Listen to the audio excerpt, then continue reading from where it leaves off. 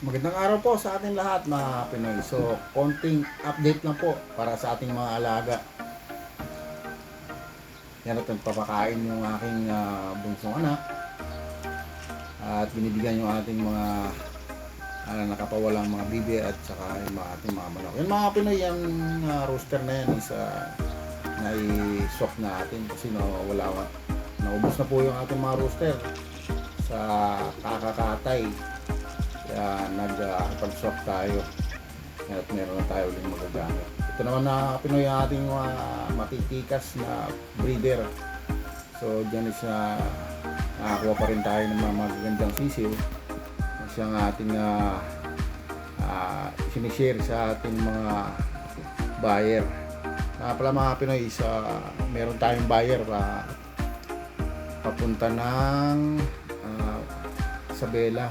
So, may kukuhanin siya sa atin at meron tayong pang-out na 3 months old. So, meron daw kasi siyang umpisahan na farm. So, mag-share tayo mga Pinoy para naman ay paano is makapagbigay tayo ng magagandang lahi ng ating mga daraga native chicken. So, by 27 last week of February, pipick upin po yung ating darag order sa atin,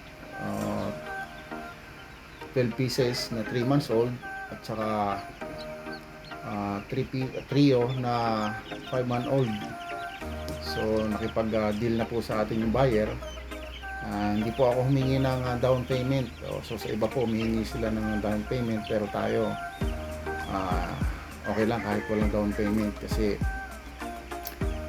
just in case na hindi nila kukuhanin or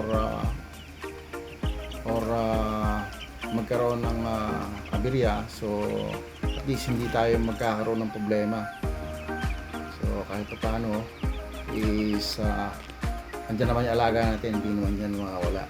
So yun lang po mga Pinoy ang update natin for today, at shoutout po sa ating mga silent viewers, sa ating mga OFW saan man po kayong panig ng mundo. Don't forget to subscribe and hit nyo rin po ang notification bell para palagi po kayong updated sa ating pang mga susunod na video. At ako po ay nag-iwan sa inyo ng mga katagang, pag may pangarap, magsumikap. Paalam!